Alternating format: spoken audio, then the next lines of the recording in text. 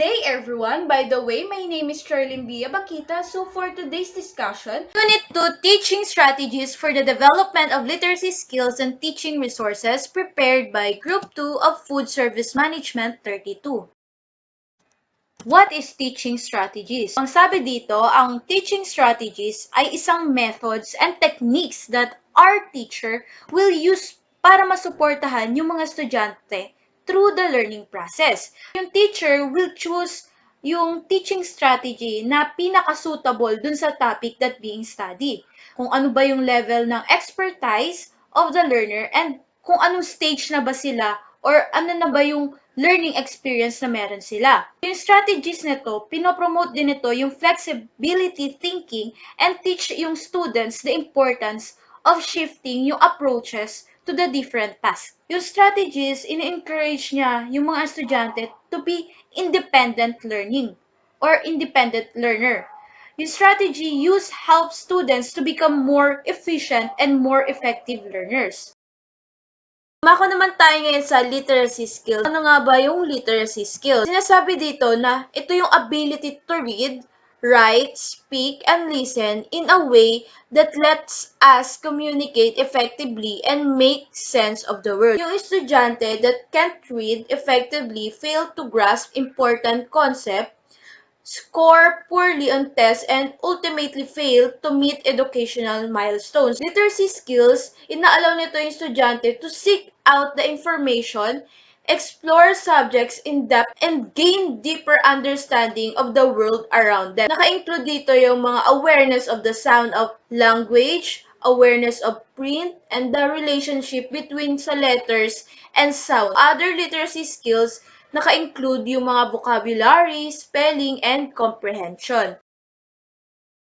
Dito naman, malalaman natin kung ano yung teaching resources. Ang teaching resources daw is a material that is designed to help facilitate learning and knowledge acquisition. Ang effective usage ng proper learning resources, nakakatulong to sa estudyante to construct more than superficial knowledge that is building in-depth knowledge on a particular subject, and also dinidevelop nito yung individual learning strategies, values, attitudes, and generic skills. Yung resources are very useful as supporting tools in teaching and learning by giving the students yung flexibility to access yung mga files and materials without the supervision ng instructor in a more informal way, such as yung browsing the organization's virtual learning environment, whether at school or away. Ang topic na i-discuss namin ngayon is the strategies for the development of emergent literacy skills and teaching resources, and the beginning reading skills and teaching resources. So the first topic that we are going to discuss on you is the strategies for the development of emergent literacy skills and teaching resources. Dito, malalaman natin kung bakit ito yung strategies na ng mga napili nila or mga napili para ma-develop nga yung emergent literacy skills and teaching resources. Pero bago ko i-explain or bago namin simulan yung explanation namin dun sa apat na literacy or apat na strategy na yun, i-explain ko muna sa inyo kung ano ang ibig sabihin ng emergent literacy skills. What is emergent literacy? Emergent literacy begins at birth, continues through preschool years. And also, it is the knowledge and skills that the children develop before formally learning to read and write at school. Lastly, it is an emerging set of relationship between reading and writing. It is very important kasi yung basic building blocks for learning to read and write. They are the skills and knowledge, also the attitudes that children develop bago pa sila matuto the conventions of a formal reading and writing. Without these foundational skills, learning the more complex skills of conventional reading and writing is difficult. These early literacy skills do not develop on their own. Early literacy development occurs when yung bata is consistently given an opportunities to talk, read, sing, and play with motivated and engaged adults. Ini-enhance to or What enhancement development? Children learn best from the important people in their life. Sharing stories and rhymes, singing, talking, and playing is not just fun, but good for little brains as well. Dinidevelop nito and pinapatibay yung ng parents and caregivers bond with their child. The family should be encouraged to make talking, reading, singing, and part of their daily routine. The first strategies for the development of emergent literacy skills and teaching resources are pictures and objects. Pictures help stories come alive and help to develop readers' literacy practices. Kapag kasi nag-create ka ng connection to the real world through stories, kahit sabihin na natin mahirap to, for the teacher, when it comes to the concept of the development, it involves providing children opportunities for higher order thinking. It may sound daunting, but the good news is that yung reading stories to children almost consistently can afford teachers opportunity para matulungan yung mga estudyante or yung mga bata to connect the concept from books to their own lives. To make learning comes alive for children, teachers can plan questions that encourage children to connect yung concept from the story to the real world. Almost every book nagko-contain ng central conflict or concept for children to consider in their own life. Kapag i-encourage mo yung bata to make a connection, you should ask question. Kunwari, how would you feel if this happened to you? Has anything like this ever happened in your life? What did you do? Making real-world connection is very important, not just because it is an indicator ng concept development, but also it can help to foster a love of learning for years to come. Reading, this strategy helps or support tactile readers as they develop tactile literacy skills. Reading with tactile media is an important part of a tactile reader's literacy development. Unfortunately, maraming mga yung bulag na readers that have not access to tactile pictures. Yung pictures, tinutulungan nga daw sila to develop yung literacy nila. Literacy begins to develop at an early age and it is continuously enhanced through adulthood. The child who is blind, if given the chance and presented with well-designed tactile picture books, matututo sila to interpret yung pictures right along with children who are sighted. That is why it is appropriate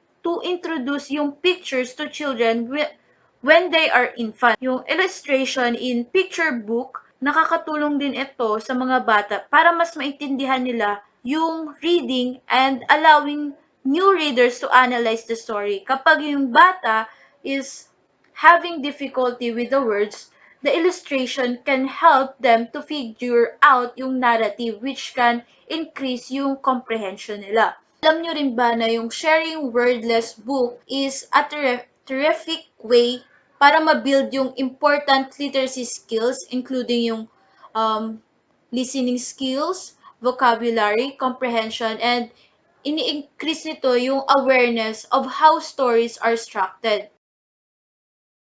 The benefits of picture books for building reading skills. Dito naman, for young readers, picture books are very important part ng learning on how to read. Usually, yung type of format marks the first step in introducing a child to reading, and it is often the start of language development for many children. Yung picture book, pinopromote nito yung literacy to young readers and binubus nito yung beginner level vocabulary skills, ini-introduce dito yung sentence structure and developing the story analysis. Merong apat na benefits of picture books for building reading skills. Building language skill. Building language skills, nakapaloob din dito yung effective language tool na kung saan yung content ng picture book holds a rich combination ng picture and ng words. These pages do more than just capture yung attention ng isang bata. It is also help the child's form association between sa words and dun sa pictures. This in turn helps expand yung vocabulary ng isang bata. Other picture books come in more than just one language, so you can use it as a springboard to teach your child to be multilingual at an early age. Dito rin nakapaloob yung cause and effect kasi Hindi lahat ng picture book na contain dito is words. But that doesn't mean they are less effective in developing your child's mental prowess. Wordless picture books allows children to understand yung story in their own way. This teaches your child not only about cautions and effect, but it also helps them to follow a sequence and recognize yung different facial expression. Sinasabi rin dito na when reading through picture books during story time at home or in the classroom, children can practice yung sound out the language while adults introduce and explain yung new and interesting words. The rhythm and rhyme of picture books makes them easy to understand and fun to read aloud, allowing yung children to learn words quickly. In addition, yung reading the same story repeatedly increasing vocabulary by 12%. The next one is the inspiring visual thinking. Dito naman, nakapaloob din yung imagination and creativity ng isang bata. Yung characteristic are mostly inspired in wordless picture books. Yung bata will be the one in charge dun sa pag-interpret ng message that is being conveyed but by each picture. Ini-encourage din ito yung isip ng bata to explore new ideas as they take in details from the first page before they move on the next one. Dito rin is ini-illustrate nung picture book or tinutulungan niya yung bata to understand what they are reading, allowing new readers to analyze yung story. Kapag yung bata are having difficulty with the words, the illustration or yung picture and object na yun can help them to figure out the narrative which can increase yung comprehension. The next one is increasing the engagement. Dito rin nakapaloob yung pagtulong o yung pagtulong ng picture book to develop yung sense of awareness ng isang bata. So, a lot of subjects can be tackled in picture books. Generally, we can see that the common topic na dinidiscuss sa mga libro is nagre-revolve around friendship and the values. But other picture books also tell stories na nag-e-explain ng concept of life and death or other more complicated matters. The wide variation of topics found in picture books, inaalaw nito yung bata to develop o mapalawak yung perspective even at a young age. Picture books improve then yung school readiness. Reading comprehension is one of the most important skill ng isang bata to learn in order to excel in academic. Each child has their own pace of development, but there's nothing wrong with stimulating your little one's mind at early age. You can start them at an easy level by showing them wordless picture books before proceeding to picture books that shows shapes, numbers, and letters. Dito rin is sa picture book, inaalaw niya yung teacher and parents to spend time discussing the story, pictures, and words. This gives young readers confidence and allow them to talk about what they see on the page, what happened in the story, ano ba yung characters or ano yung ginagawa ng characters, which events have unfolded. Another good activity to try in the library or classroom is working in a small group by placing yung bata into group of 3 with a picture book. Yung isa, bigyan mo ng concrete on reading the text aloud, have another concrete on the illustration or pointing out the detail as the book is read, and have the third highlighted what they see in the story that might differ from the others. Lastly, the delivering fun. In delivering fun, picture books offer ng great opportunity for bonding. Isa sa pinaka-main goal ng picture book is maturuan yung bata na yung learning is fun. You can shape reading as an activity your child can look forward to by setting up a routine. For example, magkaroon kayo ng bedtime story or di kaya yung bonding yung dalawa. Magbasa kayo ng libro tapos mag-share kayo ng idea about dun sa nabasa nyo. You will not only by spending quality time with your kid, but you're also helping them to prepare for the future. Picture books are great tools that can improve yung child's level of readiness. You can increase their preparedness further by enrolling them in child daycare center. Also, sinasabi nga na yung reading experience should be fun. Kasi if a child first experience with reading is a negative one and look at as a chore, it may make reading appear to be work rather than fun, which might hinder a child progress from picture book to chapter books. Kaya nga importante to sila kasi they like what they're doing in order to succeed. Teachers and parents should encourage children to read whatever they interested in, including yung graphic novels, comics, magazine, and poems. The next topic is the letters and words. Students who are at the emergent reading and writing level need explicit instruction around the alphabet and sounds to improve yung alphabet knowledge and phonological awareness. Ano nga ba yung alphabet knowledge and phonological awareness? Pag sinabi mong phonological awareness, ito yung ability to hear and manipulate yung sound in oral language. While yung alphabet knowledge is the knowledge of individual letters, names, sounds, and shapes. Sinasabi rito na yung student who are at the emergent reading and writing level need explicit instruction around the alphabet and sound to improve yung alphabet knowledge and phonological awareness. Sabi nila Hall and Williams noong 2000, yung letter and sound as one of the primary blocks na kinakailangan na ng focus on in emergent literacy instruction. Letters and sounds are often listed together because as well as learning the letters, students also need to develop yung alphabetic principle na kinakailangang intindihin yung different sound that individual letters and group of letters can make and use this alphabetic principle to begin to spell words and to decode word. Practice in manipulating sound in word is necessary in preliminary ability to the systematic study of phonics, which takes the next step para makonect yung sound to letters and words in print or tinatawag na word identification and decoding. Using words to teach letters and sounds integrates yung skills and teaches yung application kung paano i-apply at the beginning or from the beginning.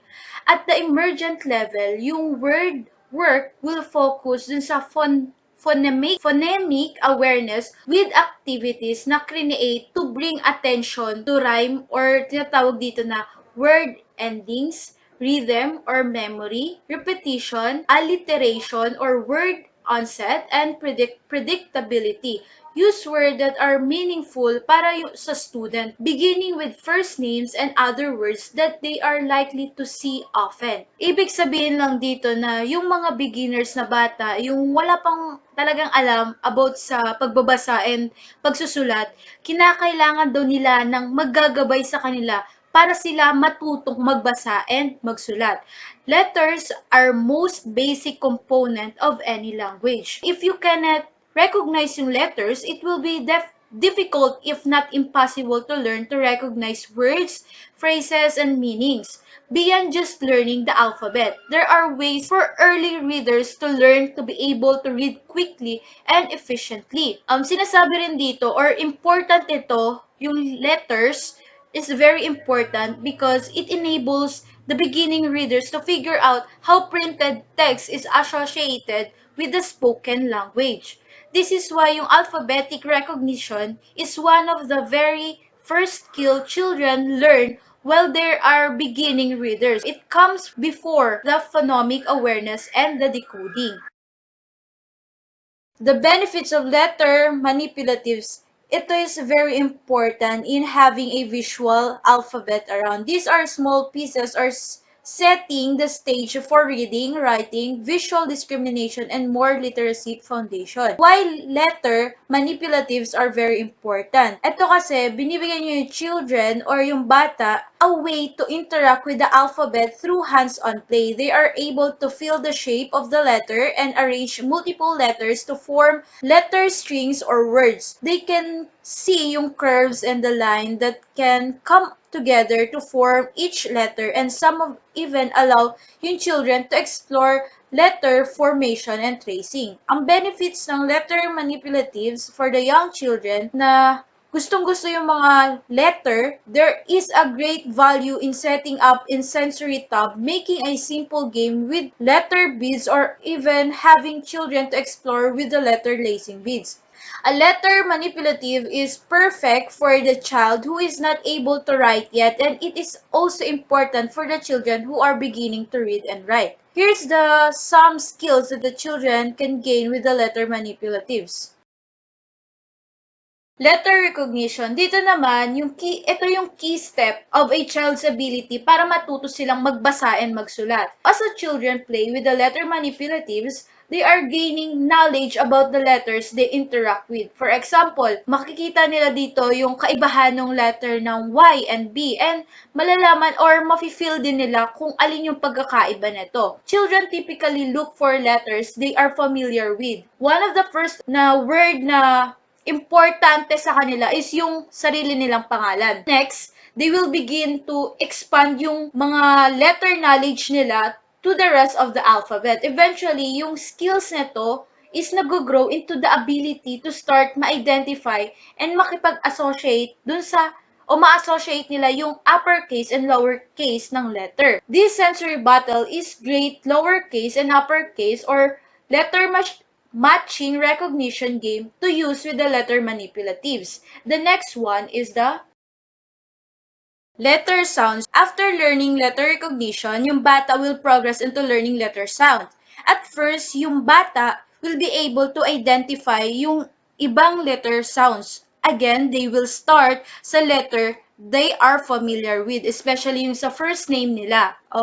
As they gain confidence and mastery in this, they will move on to the rest of the letter sounds of the alphabet. After this, makikita na kung ano ba yung use ng letter manipulatives and sound more intentionally. Kasi, for example, kapag sinabing cut, gusto nila malaman yung kung paano sabihin yung naunang letter sa cut, which is ka. This is also great time to talk about how letter can have multiple sounds. Learning letter sound with letter manipulative has endless opportunities. The next one is the word formation. In word formation naman, dito na nagsisimula magtanong yung mga bata about sa word. For example, maririnig mo magtanong minsan yung mga pamangkin mo, ano po ba spelling ng salitang mama? Anong spelling po ng word na mama, ng papa, or kaya ng dog or cat? So when the children understand yung letter sound, they will begin to form the word they hear. They will be able to break the word, kunwari, cut, into 3 sound. K, a, t. Then they will be able to replicate those sounds with the letters to form the word. Kaya nga, napaka-importante ng letter manipulatives sa growth o sa development ng isang bata. Literacy, it provides links between meaning and doing. Hello everyone, this is Danica Simon Santer and I'll be discussing about the sound and read aloud experiences. Sounds, it includes children's ability to recognize syllables. For example, platypus. Rhymes, for example, rain, Jane, purring, snurring. Sounds at the start, end of words. For example, cup, kit, drink, stop. Sounds within words. For example, starch. Phonological awareness is an important set of skills to develop throughout early childhood and primary school. It is strongly linked to later reading and spelling success. What is phonological awareness? It is the ability to recognize and manipulate the spoken parts of sentences and words. Children start to develop this early decoding ability in early childhood. The ability to decode words is strongly reliant on children having strong phonological awareness skills, which are a gateway into letter sound knowledge. Educators can introduce concepts to young children through songs, rhymes, and shared book reading. Educators will let the learners distinguish and manipulate the individual sounds of language, and they can also help the students understand of how letters are linked to sound. Read aloud experiences. Read alouds are an ideal context in which to develop these critical phonological awareness skills. Early childhood educators who are aware of the potential to target phonological awareness during the read aloud experience can be observed calling children's attention to rhymes, syllables, and beginning sounds and alliteration, as well as letter sound correspondences in words. Students are able to identify behaviors associated with effective listening. By reading a variety of text out loud, the students can use their inquisitiveness to ask questions and be problem solvers by predicting solutions. By the help of the read aloud experiences, it can also or may help some anxious students to feel more able to speak. And that are the 4 teaching strategies. The first one is pictures and objects. The second is literacy and words. The third is the sounds. And lastly, the read aloud experiences. Good day everyone, my name is Risa Mayroas from FSM 22 and I am here to discuss the Unit 2, the teaching strategies for the development of literacy skills and teaching resources. Week 4, phonemic awareness.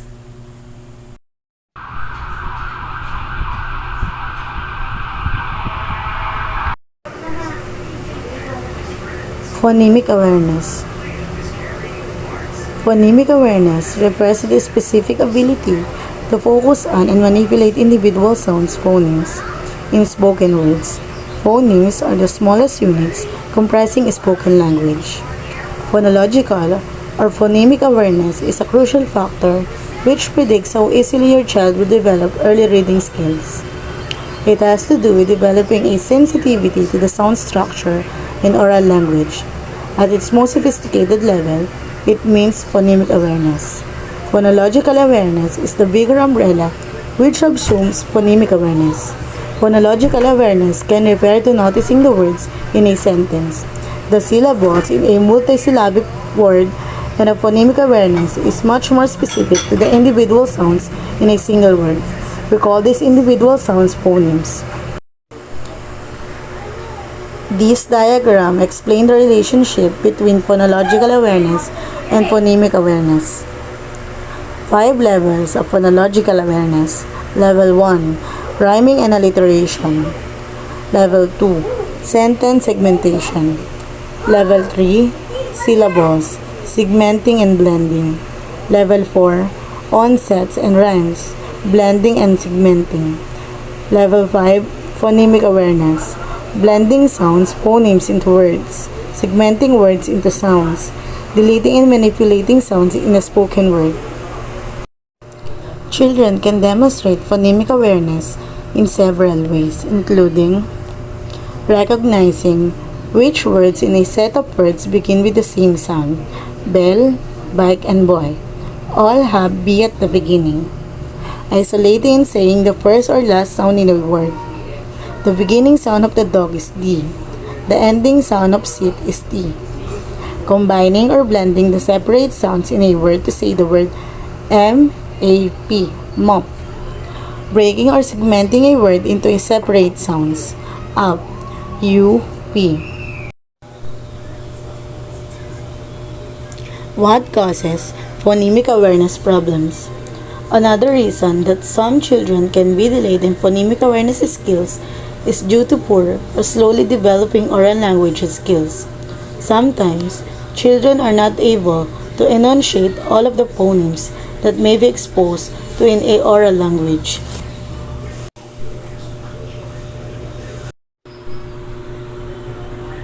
Nine ways to build phonemic awareness. Number 1. Listen up. Good phonological awareness starts with kids picking up on sounds, syllables, and rhymes in the words that they hear. Read aloud to your child frequently. Choose books that rhyme or repeat the same sound. Number 2. Focus on rhyming.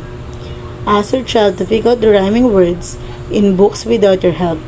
Ask, did you hear a word that rhymes with fox? Teach your child nursery rhymes and practice saying them together. Or say 4 short words like log, cat, hug, frog. See if your child can pick out the word that doesn't rhyme. Number 3. Follow the beat. Make syllables easier to understand by clapping the beats your child hears in words. Let's say you choose the word elephant. Pause as you say each syllable, elephant, and clap out each syllable together. You can also get your child up and moving by having your child stomp or jump with each syllable. Number 4. Guess into guesswork. Guessing games such as I Spy can be used to work on almost any phonological skill. Want to practice noticing what sounds begin with. Try I spy something red that starts with S. Want to work on rhymes. I'm wearing something warm that rhymes with a boat. Number 5. Carry a tune. Singing in general is a great way to get kids rhyming. There are also good songs teachers use to focus on other kinds of phonological and phonemic awareness skills. Apples and Bananas is a fun one. You can search online for more songs about phonemic awareness or ask your child's teacher for recommendations. Number 6. Connect the sounds. Sound blending is an important skill for early readers. They need to put sound units, phonemes, together to be able to read a word smoothly. You can help your child start working on this by putting together sounds of different words. Ask your child to connect the beginning sound with the rest of a word. For example, say start with P and add IG. What words do you hear if you put them together? Number 7. Break apart words. Have your child work on hearing a word and taking it apart. Start by using compound words such as cowboy, baseball, or firefly. Tell your child, say the word cowboy. Now take away boy. The word is left. You can also use Lego bricks to make this point. Give your child 2 attached Lego bricks to represent parts of the word. Then, have your child physically take the Lego pieces apart while removing part of the word. Number 8. Get creative with crafts. Kids respond to hand-on learning. Try making a collage of items that start with the same sound using pictures from magazines. Sock puppets can be another fun way to work on these skills. Make one like 2 bunch of words that start with a certain sound. Let your child have fun feeding the puppet different objects or pictures that start with that sound. Number 9. Search online. There are many resources and ideas online to work on phonological and phonemic awareness skills. Check out YouTube for teaching videos, Pinterest for games and crafts, or the App Store for nursery rhymes, sounds, games, and songs. Why is phonemic awareness is important? It requires readers to notice how letters represent sounds. It primes readers for print. It gives reader a way to approach sound out and reading new words. It helps readers understand the alphabetic principle that the letter in words are systematically represented by sounds.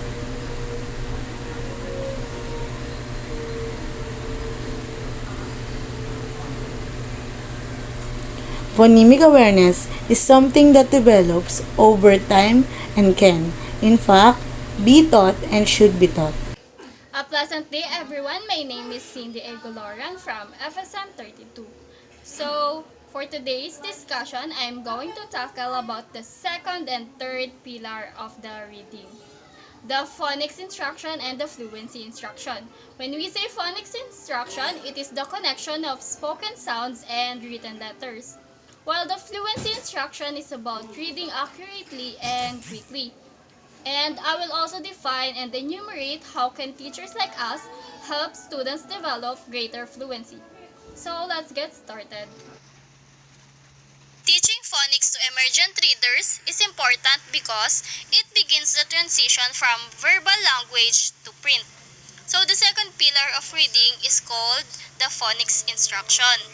The primary focus of phonics instruction is to help beginning readers understand how letters are linked to sounds.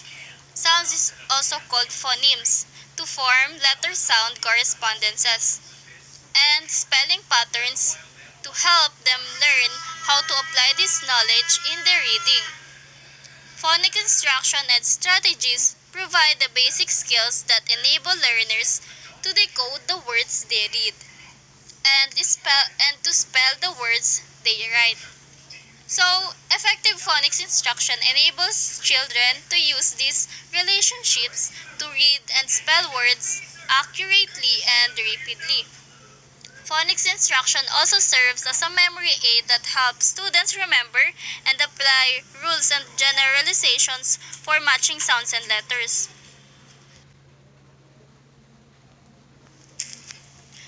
Types of phonics instructional methods and approaches.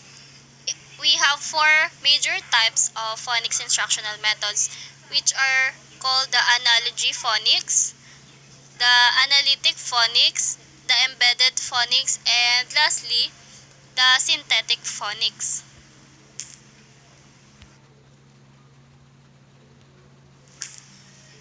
Analogy phonics. Teaching students unfamiliar words by analogy to known words. For example, recognizing that the rhyme segment of an unfamiliar word is identical to that of a familiar word. And then, blending the known rhyme with a new word on set, such as reading brick by recognizing that ick is contained in the known word kick, or reading stomp by analogy to jump. An approach to phonics that relies on using groups of analogous or similar words to build a child's reading vocabulary. So what sets analogy phonics apart is that it attempts to build a child's vocabulary of known words by introducing words that are similar. For example, a child knows the word sing, so you can say the extension and teach them the word ring. And in the classroom, one word family that teacher work on is the ing sisters. The ing sisters are the three letters that get along and make the sound ing. Teacher will talk all about the word sing and what it means. Then, the teacher will extend the lesson out to learn other ing words like ring, king, ting, cling, bring, and bring.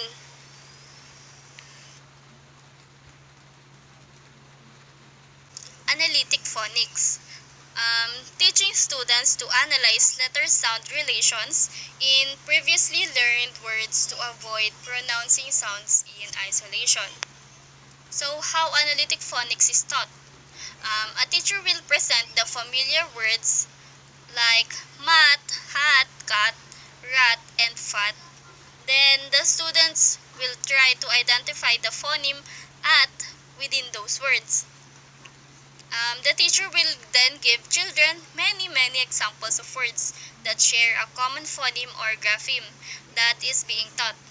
Through examples, the children will come to identify or discover patterns in written language that helps them become more effective readers. The wide variety of examples can help children understand and get that light bulb moment.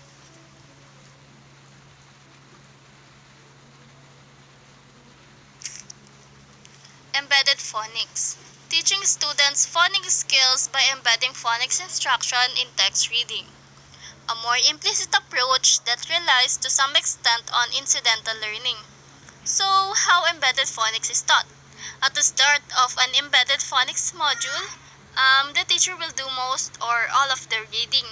They will stumble upon phonemes or graphemes that are interesting or occur in the reading section and teach the children about them within the context of the reading session. So, as child become more competent, the teacher will gradually release responsibility to the child. Teachers may sit with a child who is reading a text, and when the child comes across a difficult word, the teacher will use it as an opportunity to teach about the phoneme or grapheme that is concerned of.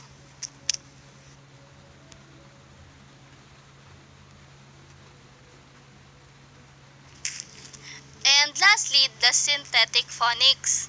Teaching students explicitly to convert letters into sounds or phonemes, and then blend the sounds to form recognizable words. So, how synthetic phonics is taught? Students quickly learn all 44 phonemes through whole class direct instruction. The phonemes and graphemes are taught in isolation, not as parts of words. So as students become more competent with each phoneme, the teacher creates structured lessons that involve blending phonemes to create full words. For example, if students know the basic single letters phonemes like the alphabet A, B, C, D, E, etc., and some basic two letters phonemes like at, it, or ing, they can start blending them to form words like cat, mat, fat, hat, and sat. And also, it is good for manipulating language. The focus on blending and building words using phonemes helps children when they come across or need to write unfamiliar words. They will be very used to the process of blending phonemes to create words.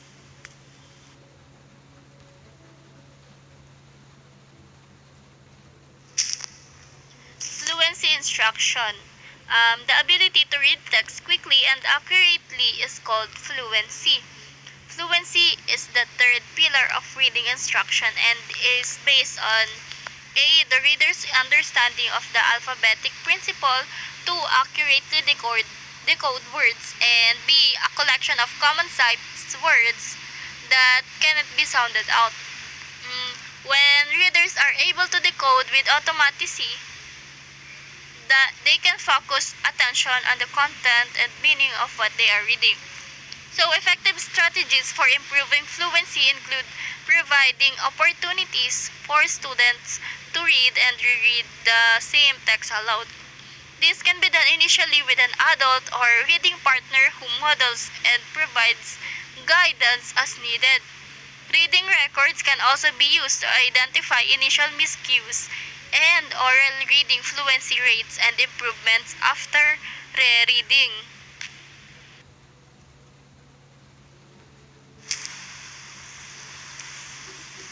How can teachers help students develop greater fluency? Because of the benefits of fluent reading, it is important to look carefully at how fluency is developed. While practice is a key component of acquiring any type of automatic behavior, the question of what types of practice are most effective in developing reading fluency has a somewhat surprising answer. So, to ensure that students continue to develop fluency, other forms of practice should be included.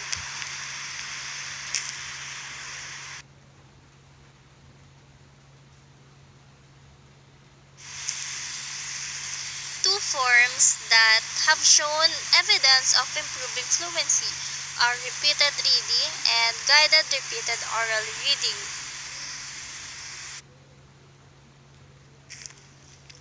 Repeated reading involving asking students to read and reread a passage or story.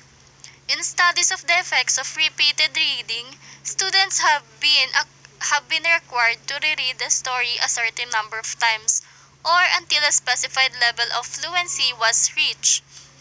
In a classroom setting, students might intersperse their repeated readings with activities that give them an opportunity to respond to what they have read rather than merely reading the story or passage again and again.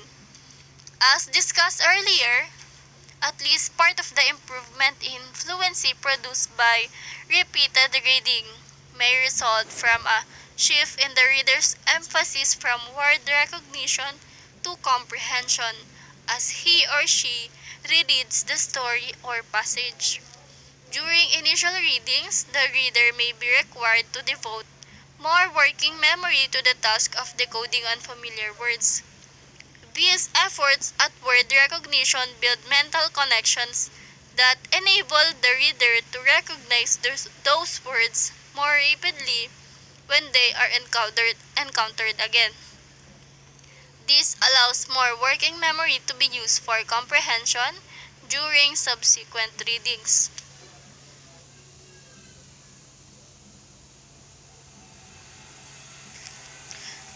The second form is called the guided repeated oral reading. It adds greater support for the reader to the strategy of repeated reading. This guidance or support may take the form of additional modeling of what fluent reading sounds like, telling students unfamiliar words rather than having them sound the words out. Having students read along with a tape version of the story, or helping students see how words can be grouped into meaningful phrases. Direct support may come from fellow students, parents, other adults, or the classroom teacher.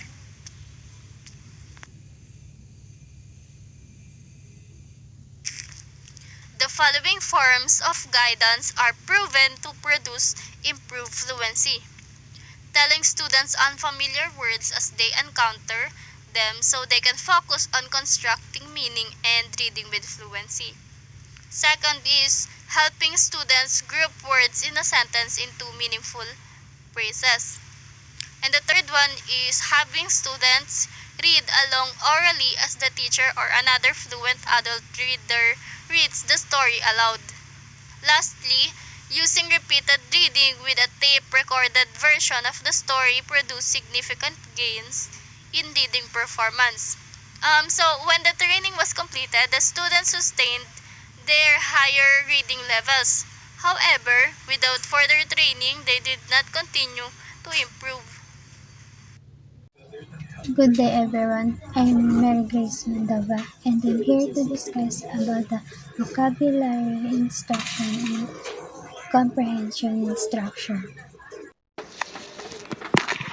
Vocabulary instruction. According to Michael Graves argues that there are four components of an effective vocabulary program. The first one is teach individual words. Teach new words explicitly, meaning on purpose. Make sure students understand the definition. Make sure the definitions are in student-friendly vocabulary. It doesn't help you to understand a word if you don't know the words in the definition either. Show the word in a variety of contexts. Have students generate their own definitions. Have them engage with the words extractively, playing with them. Sabi dito, kailangan tiyakin na tama at naiintindihan ng mga mag-aaral yung kahulugan at para hindi pa ulit-ulit at mas maintindihan nila. Second, provide rich and varied language experiences. We need reading, listening, speaking, and writing experiences across multiple genres. Yes, there is a math poetry. Read out loud to students, encourage clubs and Andrea create an environment saturated how to inform from one groups. Teach students how and when to use dictionary and the thesaurus. We can assure that the students know the strategies that need to make sense of words. Kailangan turuan na ang estudyante kung saan paano nila gamit ang isang dictionary.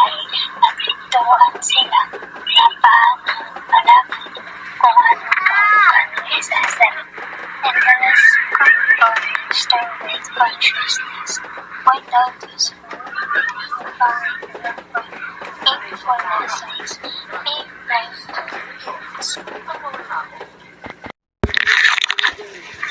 let's proceed to step 1 of vocabulary introduction. The first step is the teacher explains a word, going beyond reciting its definition. Sa step 1, pinapaliwanag ng isang guro ang isang bagong salita mula sa kahulugan upang masaintindihan ng estudyante mas malabo nag-iisip. Sa step 2, students restate or explain the new word in their own word. Mga estudyante ay natutunan mag-explain ng mga salita na natutunan nila ang verbal manipulator. Step 3. Ask students to create a non-linguistic representation of the word, like picture or symbolic representation. Step 4. Students engage in activities to deepen their knowledge of the new word. For example, compare words, classify words, write their analogies and metaphors. Step 5. Students discuss the new word, pair shift, pair share, or elbow partners. In the last step, parents periodically begins to review new vocabulary. They refer to the and skills and telephone. Comprehension, instruction. Motor skills. Second, teach vocabulary, learn word knowledge. Encourage students to build word knowledge through reading and to relate active comprehension strategies.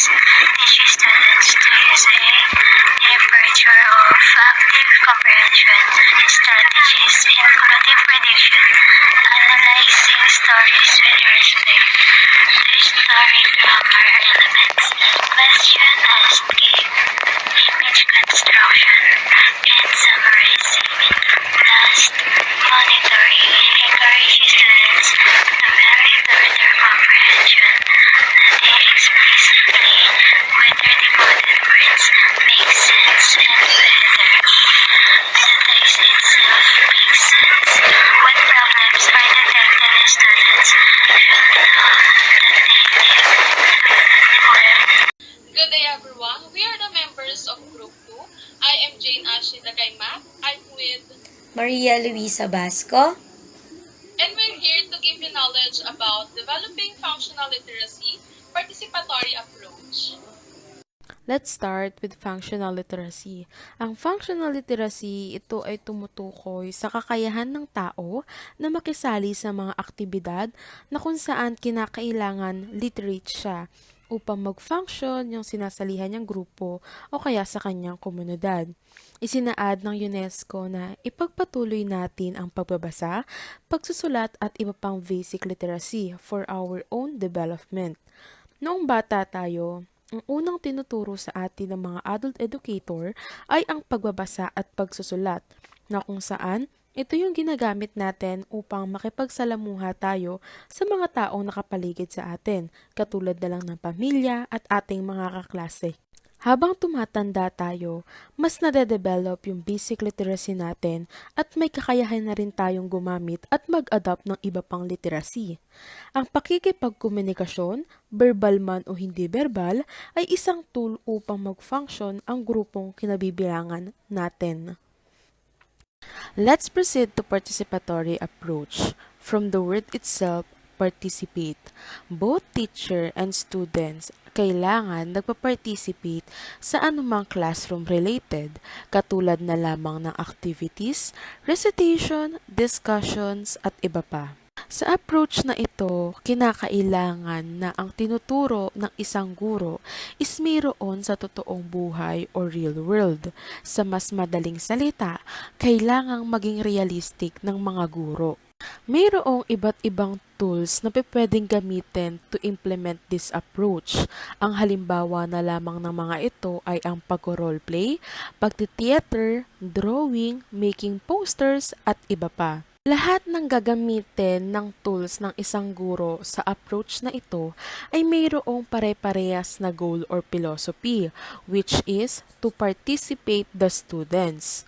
In the forms of expression, we can use the oral, written, and different kinds of communication as long as mayroong nagaganap na participation sa mga estudyante. Ang main goal ng participatory approach ay bawat estudyante kasama na ang guro ay kinakailangang nagpa-participate sa activities at iba pang classroom related. Bakit? Unang-una, upang maboost yung confidence ng isang estudyante. Pangalawa, magkaroon ng good student-teacher relationship at iba pa.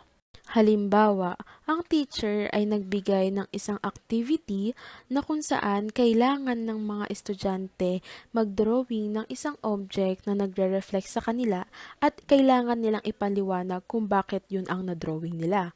Para makapag-participate ang guro, kinakailangan niya ring mag-drawing ng isang object na nagre-reflect sa kanya at i-share ito sa buong klase.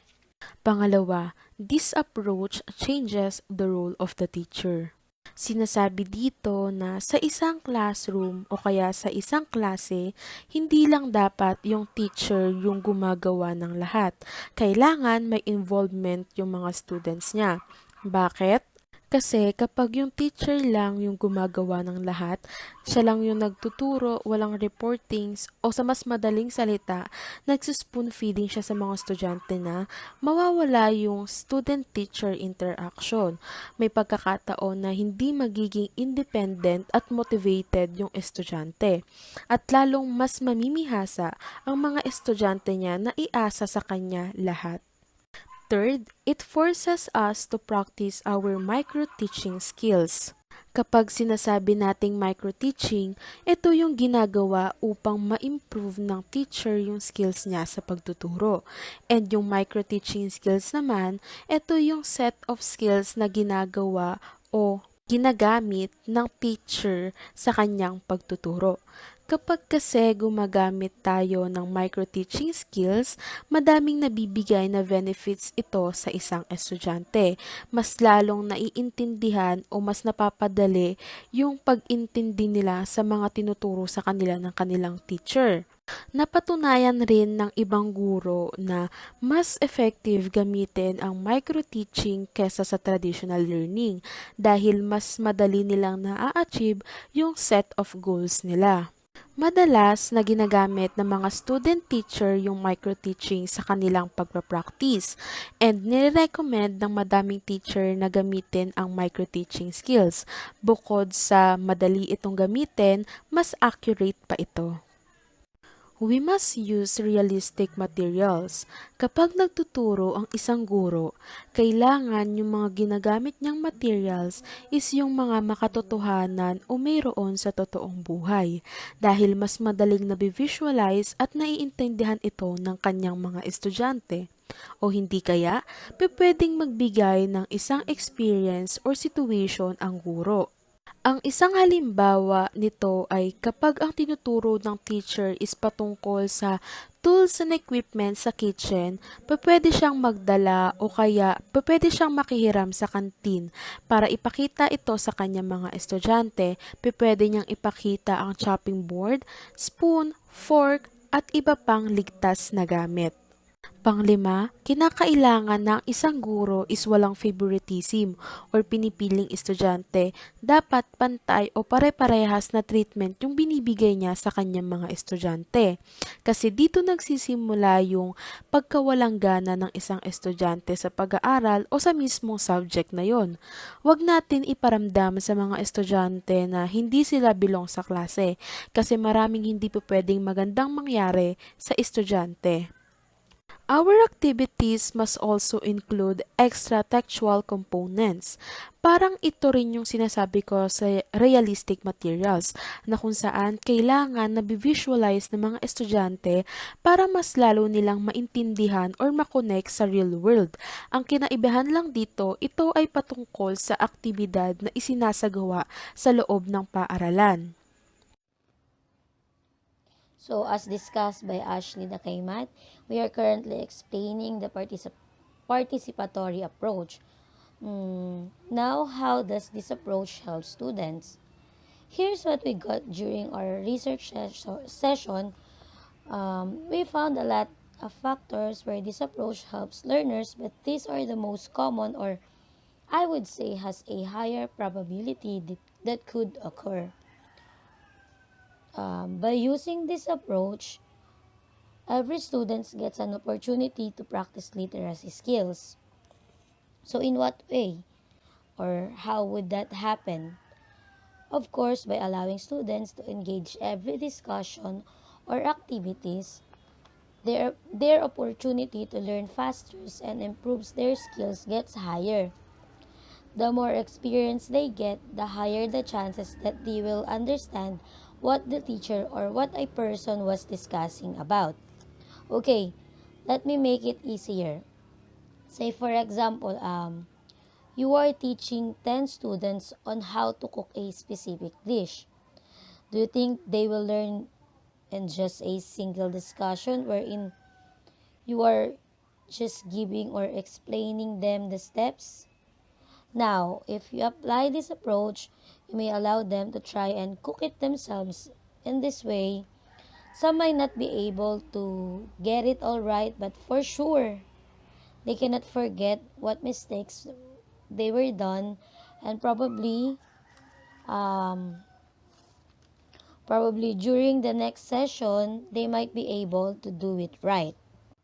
Next is how this approach helps students by by doing a participatory approach. So students feel more supported as they getting time to talk to the teacher directly in a more private way. In this approach, the more the person engage the learners, the more the more they will feel interested with the discussion because they might feel that someone is ready to answer whatever question they've got and someone is ready to help if they fail. So next one is students must practice communicating their problems as well as communicating possible solutions to problems, which is priceless or a real life skills. So guys, this approach also boosts students' confidence is speaking up. We all know how important communication is. Even at home, with your parents or partners, communicating with each other can help you build your relationship up. This also works on learning, or this also works on learning like that. Next is this approach also helps students develop the tools to help themselves, which is a huge steps towards functional literacy. So for me, I highly believe that practical approach is always effective for students. If you get to touch or use the tools yourself, or the higher the possibility that you will learn faster, and that's that's the one way this approach can help students. And for next one, students practice understanding the connections between text and things and images. This is important because almost every type of realistic text is accompanied by an image or by things. This is almost similar with the last idea. The key is if a student gets time to study the lesson in an actual or practical way, they will understand it better. Next one is um, this approach also helps students to practice understanding things as a whole instead of focusing on the meanings of individual words of uh, images. Now, if you all know, guys, there are different types of learners. We've got visual, verbal, kinesthetic, and many more. If you use this participatory approach, students who found it difficult to understand things by reading or just listening may be able to easily understand lessons through this approach. And by engaging them in discussions, they might understand or they might easily understand it more than what they have always been expecting. And for the last one, this approach helps students in real life. They will encounter words or symbols they do not understand, but the ability to understand the whole message is what is really important.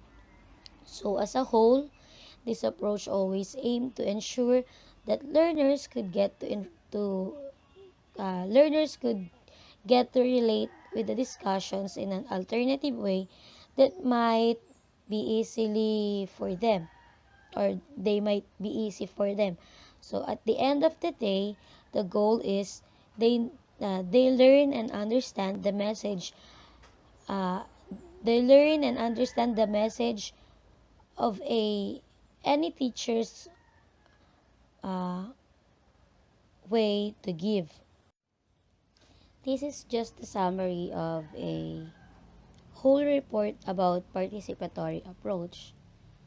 Number one is every student and teacher must participate because this is the main goal of this approach in order to be successful. It can build a good relationship between the teacher and students, and by that, it can create improvement both academic and social development. And also, the student shows more engagement in learning and more likely to trust her teacher. Also, we must help the students and micro-teach because ang role ng isang guro ay gabayan ang mga estudyante sa kanilang pag-aaral in order for them to be knowledgeable. Helping students in their academic or doon sa mga non-academic related helps them to build confidence and motivation to learn more. In terms of micro-teaching, kailangan tinetrain din natin yung students natin to be a good teacher or adult educator. Pinapractice din natin yung teaching skills nila dahil sa isang classroom, hindi lang dapat yung teacher ang nagbibigay ng learning, kundi yung mga estudyante rin. And for example, yung micro-teaching ay yung pagre-report ng mga estudyante sa mga specific na topic. Number 3, we also need to use realistic materials because using realistic materials help the student to easily understand it. And by that, they can also enable both the teachers and students to actively participate and effectively in lesson sessions. Mas makakatch mo kasi mas makakatch kasi yung attention or interest ng isang learner kapag nakaka-relate sila or even na-experience na nila mismo yung isang situation or yung ganoong bagay. And for the last is, we also need extra textual component. Bukod kasi sa paggamit ng mga realistic materials, kailangan din natin kasi ng mga extra textual component like pictures, logos, or any objects na pagka ba nakita ng isang participants yung picture na yun or yung logo na yun, parang mapapaisip na sila agad or magkakaroon na agad ng idea sa utak nila ano nga ba yung ibig sabihin nun or magkakaroon ng participation na between teachers and students. And ayun, through this extra textual component then parang mas nagigain or mas tumataas yung chances na magkaroon ng participation or magkaroon ng interaction with students and teachers.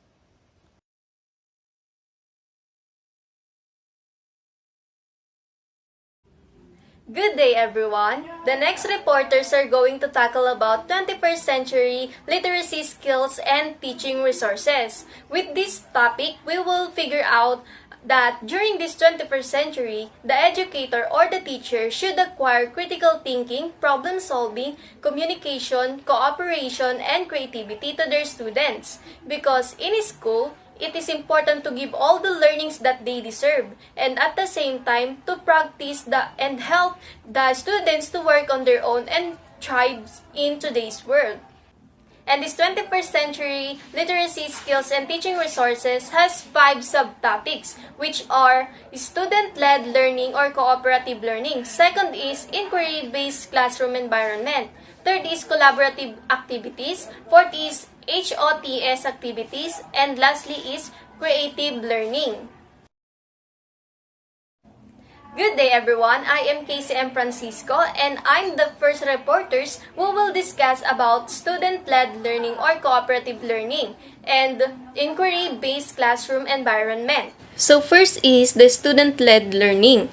Student or peer-led learning is where students themselves facilitate their learning. Often by students is the year above guiding students in a group activity to discuss materials with their peer and solve problems. So from the term led, meaning is be in charge or command of.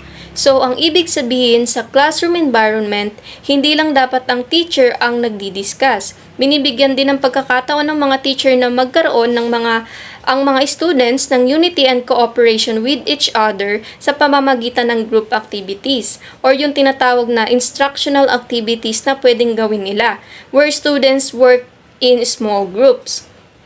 So, during the learning activities, students will work in small group and of course, ang pinaka-rules kapag may ganitong group activity is kailangan merong isang students na magli-lead sa isang group. Students will often self-select kung sino ang gusto nilang maging leader sa group nila. Pero minsan naman ang teacher ang pumipili ng isang students na pwedeng maging leader.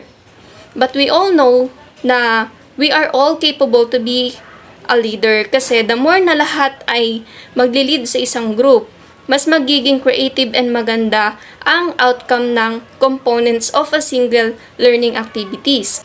So what a student does? Self-select to teach others during students-led instruction. Ibig sabihin, may students na pwedeng mag-volunteer. Kumbaga, may isang tatayo na parang student teacher to help and lead their classmates, mapa-activity man yan or hindi. For example, may isa kang ka-group who didn't understand the teacher's explanation. So the leader was in charge will explain and help their classmates in their own way. Or sa small group activity, they can also share their thoughts, brainstorming, sharing ideas, and etc. And lahat magbibigay ng possible solution sa problemang tinatalakay nila. Para in the end of the activity, lahat may madadalang learnings and mas madedevelop yung critical thinking skills ng bawat isa. And nowadays, even walang group activities, everyone can lead their classmates kung may question or hindi maintindihan about sa lesson. You can help them because that is a good example of being a good leader or having a positive group members. According to Samson 2001, this approach allows students to make their own choices in some of the educational aspects within the circular framework to make educational much more meaningful, relevant, and effective for them. Sinasabi lang dito ni Samson na this student-led learning approach is binibigyan ng freedom ang mga students to work on their own and to develop the critical thinking skills ng isang individual and enable for them to solve a problem on their own. Kumbaga, bukod sa bahay, sa school din mas madedevelop ang kakayahan ng isang bata dahil ang role ng education is among other things is ma-prepare ang mga students for an unknown future. This means na yung learning goals for education must also aim to make students capable of searching for knowledge analyzing and evaluating findings, questioning their findings, and maging knowledge producer. So, the inquiry-based classroom environment, meron siyang inquiry cycle model. The inquiry cycle encourages students to formulate questions and explore possible solutions. The cycle of inquiry has 5 global steps or phases, and within each phase, sinasabi na pwedeng mag-ask ng question ang mga students to have more deeper understanding into topic. Let's now proceed in our discussion about inquiry cycle. First is tuning in, finding out, sorting out, going further, making conclusions, and taking actions. First is yung tuning in. Ito yung prior knowledge ng students or meron na siyang idea or some learnings about sa topic. Kaya ang mangyayari na lang is kailangan nilang mag-prefer for more information or to find out more. The questions are, what do I want to know and what do I know? Next is finding out. Tumutukoy ito sa learning experiences or finding information. They can ask their teacher about their curiosity or they can conduct some research. The questions are, what questions can I ask? What resources can I use? Next is sorting. After finding some information, they are now going to sort the process or the information. The questions are, how can I sort information? Do I have a questions? Next is going further. It is just about extending the knowledge they have or to conduct for further information or research. The possible questions are, what ideas help me to do more? How can I show what I learned? Next is conclusion. Kung ano yung best information na nakuha niya at kung yung prior knowledge niya ba ay nadagdagan or kung nagbago ba yung pananaw niya. So, the possible questions are, how did I learn best? Did my thinking change? Next is the actions. Dito na nalalaman ng students kung enough na ba yung information na nakuha niya. Kung meron pa ba siyang other questions. So, the possible questions are, can I improve my learnings? How can I take actions? Now that you know more about this learning approach, let's take a look at the benefits of inquiry-based learning. First is enhances learning experiences for children, meaning to enhance the learning experience or the learning process of a students is kailangan daw na hayaan sila na mag-explore sa mga topics on their own rather than memorizing facts from the teacher or sitting and taking notes kasi sinasabi na hindi daw effective yung way na yun to learn. Kaya sa inquiry-based learning, importante na to let the students share their thoughts and ideas and to ask questions to their teacher. Next is teaches skills needed for all areas of learning. With this, students as they explore the topic, possible na mabibuild yung critical thinking skills and communication skills ng students. And also yung cognitive skills ng students can develop and pwede din yun na gamitin to improve their comprehension in every subject. Next is fosters curiosity in students. An inquiry-based learning approach let the students share their own ideas and questions about a topic. This helps fosters more curiosity about the material and sa pamamagitan nito, pwede na nila i-apply and i-continue yung pag-explore nila sa mga topics or kung saan sila interested. Next is deepens students' understanding of topics. Rather than simplify memorizing facts, students make their own connections about what they are learning. Kaya mas nagkakaroon yung mga students ng better understanding sa topic and hindi na nila kailangan i-memorize or i-recall yung mga facts kasi knowledgeable na sila about sa topic na yon. Next is allow students to take ownership of their learning. Since in inquiry-based learning, let the students to explore the topic, parang binigyan na din sila ng pagkakataon na mas magkaroon ng sense of ownership sa learnings nila. Kesa yung teacher yung magsabi kung ano kailangan nilang malaman, yung student na ang bahala kung paano nila ma-acquire yung knowledge on their own or kung ano ang mas nagwo-work sa kanila para matuto.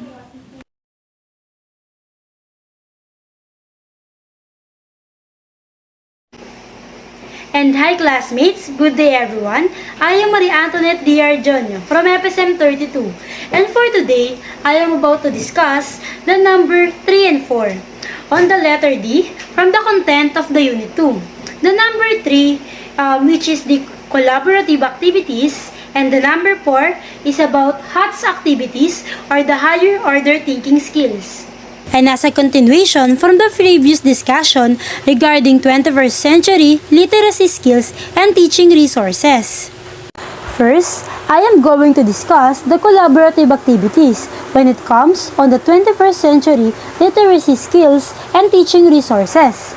As a definition on the term collaborative activities, ito ay mga approach kung saan ang mga students ay mas natututo or nai-enhance ang kanilang learning or literacy sa specific subject matter if they tend or they will do, apply, or practice it with another person. It could be by pair, by group, or by one organization.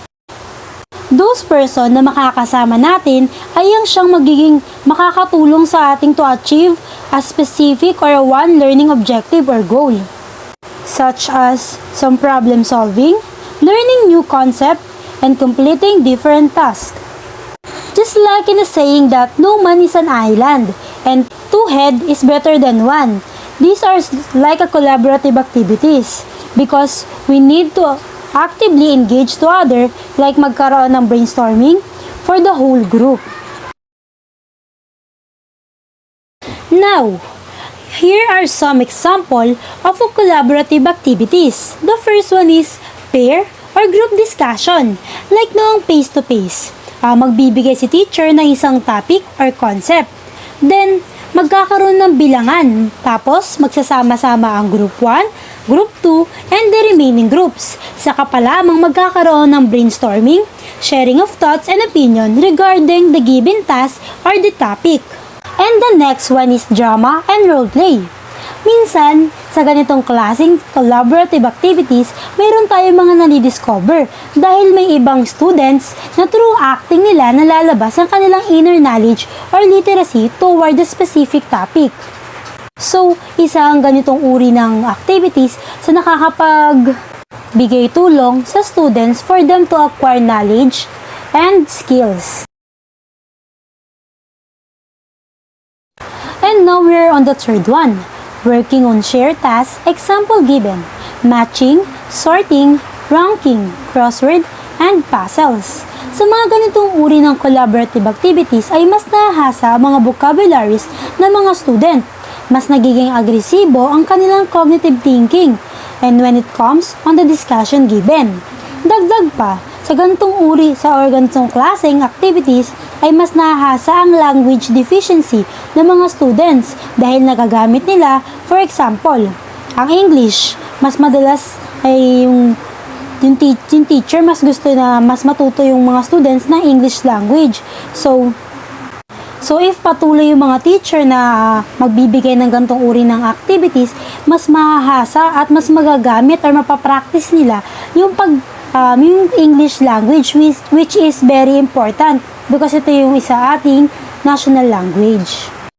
Now, we are on the last part which is the games and activity with the competitive elements. Ang games ay isang activity kung saan ang mga students ay mas gaganahan or mas naiengganyo sa kanilang pag-aaral. Nakapagbibigay ng energy or motivation to learn. More specifically, kung mayroong halo itong competition. One big example dito ay ang charades, kung saan ang mga students ay magkakaroon ng grupo at mag-a-act din sila kung ano ang napunta sa kanilang topic. Na siya namang hulaan ng mga natitirang kagrupo at ito ay sa loob lamang na nakatalagang oras. At kung sinong mayroong pinakamaraming na tamang sagot o nahulaan ay ang siyang mananalo at ang magkakaroon ng mas mataas na marka. And now, let's go to the benefits of collaborative activities. The first one is celebration of diversity. A small group or pair of students could be culturally and socially very diverse because of the application of collaborative activities and projects. Ang sinasabi lamang dito, dahil sa collaborative activities, nagkakaroon ng strong bond or strong relationship ang mga students kahit na magkakaiba ang kanilang culture at ang kanilang mga pinanggalingan na society. Ngunit dahil nga sa mga ganitong collaborative activities, nagkakaroon sila ng mas malalim na pagkakaunawaan. The interpersonal development. In the group enterprise, it is important that students learn to work with all types of people and makirelate or makakonect sa mga nagiging kasama mo. So, ang ginagawa niyong project or task will result good. Ang nadidevelop din dito is yung good relationship with other people. Dahil nga nagkakaroon kayo ng bonding moments and nagkakaroon kayo ng brainstormings. One example is having a team building or a group or a specific collaborative activities nga. And for the last one is the confidence and communication. Collaborative activity on the process of learning, project at a very young age can help students to develop their confidence and self-esteem, as well as improving their sense of ownership at work, at home, or at school. On the other side, when it comes to communication, the task presenting itself should create a good communication to the audience, especially the contents of the discussion or the presentation. Ang sinasabi lang dito is that communication is very important, like sharing simple thoughts, opinions to your groupmates can create a big help to the achievement of the task. While the confidence is very related to communication, somehow nga nagkaroon kayo ng good project, nagkaroon ng very good communication, but without confidence, hindi nyo mai-deliver kung ano man yung napag-usapan nyo. So at a very young age, these two benefits of collaborative activities should practice for them to achieve more and for them to attain big success. Now let's go to the higher order thinking skills or HATS activities. The term HATS is a very popular concept in American education. Its main focus is to distinguish critical thinking skills from lower order learning outcomes. Ang mga example ng lower order learning outcomes ay ang memorizing concepts or informations and regurgitating stories. And now, HATS includes synthesizing, analyzing, reasoning, comprehending, application, and evaluation of the students. Ito ay aking lamang ibabahagi na ang HATS is based on the various taxonomies of learning, particular na ang model ng Benjamin Bloom's, and I know naman we are all familiar with this taxonomy. Ang tanging hangarin lamang ng HATS activities is yung mas mapalalim ang pag-aanalisa at pag-iisip ng mga mag-aaral regarding sa discussions or lesson na tinatalakay sa klase. I'm about to share some examples of HAT activities in the subject of social studies. The first is classify. Given photographs of various people and definition of racial classes, now the students could be asked to classify the photographs according to the races of people portrayed. Hindi lamang na binigyan sila ng photographs, kundi mas pinalalim pa ng teacher or ng professor yung maaari nilang gawin when it comes to the photographs na yun. Dito pumapasok yung higher order thinking skills ng mga students kung saan kinaklasify nila yung mga picture or photographs according sa races ng mga tao doon. The next one is the construct. Given appropriate materials, the students could be asked to construct a model of city water system. Dito rin, ganun din, ginamitan din na higher order thinking skills to. Kasi nga, yung teacher nagbigay lamang ng materials. So, ang students, pwedeng hindi niya pakialaman yung materials. Dahil nga sa higher order thinking skills, not given naman yung mga materials at available naman to, pwedeng makagawa yung students ng water system or kahit ano pang ibang gamit. Ibang bagay gamit yung mga materials na pinrovide ng facilitator. Now we are on the define. Given Given a film or tape situation in which several forms of communication are portrayed, the students could be asked to define several categories of communication. And the maaaring maging response ng students could be verbal, non-verbal, pictorial, visuals, auditory, or any several others classes of categories of communications. Ginagamitan din ng HATS ito dahil nga ang student is natuto siyang mag-define. Hindi lamang niya binasa kundi at minemorize, kundi ito na yung ginamitan niya ng HATS kasi nga dinidefine niya na kung ano mang klase ng communication categories yung pinakita sa film ng teacher. Now we are on the demonstrate. The students could be asked to demonstrate on how to use a compass to determine the direction or location. Dito sa demonstrate na yung students is mag-a-act na siya or gagamitin niya na yung binigay na tools or equipments to perform or do an action to demonstrate the specific task. And lastly is the describe. The students could be asked to describe the culture of particular Indian tribe or specifically the culture of Filipino tribes. Dito is hindi na lamang binasa nga, minemorize, ang mga students dito is ginamitan na siya ng HATS activities kasi si teacher, pinapadescribe niya na kung anong klaseng kultura ang meron ng mga Pilipino nung sinaunang panahon. Gustong ipadescribe ni ma'am or ng professor kung ano ba yung napapansin mo, kung ano yung na-observe mo sa mga kultura na meron tayo. Good day everyone, my name is Samantha Ruiz from FSM 32 and I'm going to discuss the last part on the letter D, Unit 2, which is number 5, Creative Learning. Creative learning. It's not memorizing information, it builds knowledge and developing skills using creative techniques. So creative learning, ang student is mas natututo siya sa isang makabuluhang pagtuturo ng mga facilitators or teachers. Like with the utilizations of technology in modern time. Mas natututo ang mga students with the help of it.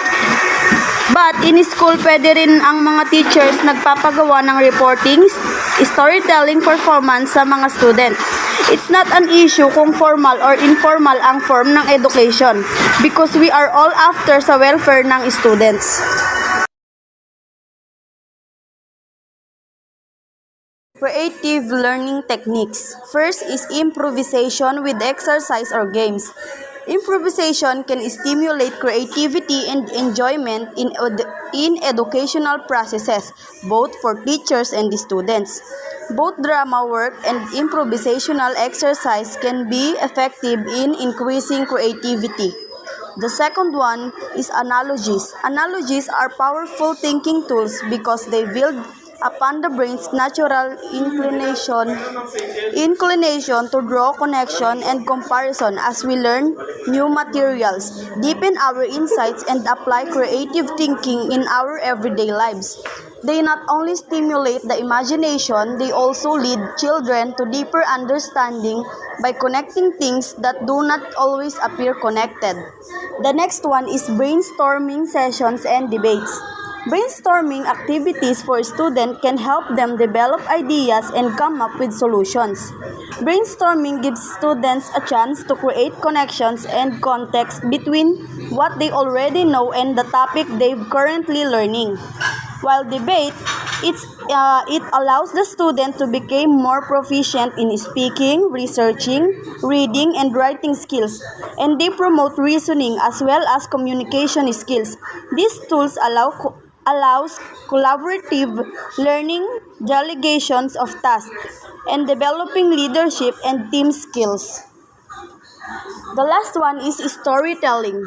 Storytellings involve making things like puppets, storybooks, or character models to interact with the story. This helps to embed the message of the story in the children's learning. Importance of creative learning. So number 1, it stimulates problem. They become more imaginative and innovative and they cope better when they don't know the answer. Creative learners start visualizing alternatives or possibilities from different perspectives. This perspective shift allows them to anticipate difficulties and overcome them. Number 2, develop critical thinking. So, students develop capability in critical thinking as they learn to generate and evaluate knowledge, clarify concepts and ideas, seek possibilities, consider alternatives, and solve problems. Critical thinking involves student thinking broadly and deeply using skills, behavior such as reason, logic, resourcefulness, imagination, and innovation in all learning areas at school and in their lives beyond school. Number 3, promotes risk-taking.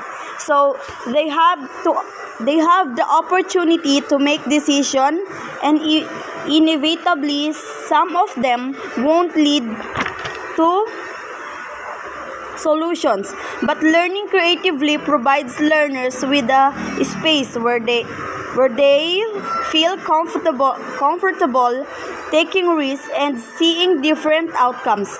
Getting comfortable with failure allows learners to take more risks with less fear. Number 4, build curious mindset. Creative learning sparks curiosity and discussion and leads learners to interesting insight. Number 5, increases confidence level. So confidence level develops from an increasing belief that you can rely on yourself to take action and follow through, no matter what the results. Teaching yourself something new always leads to more confidence.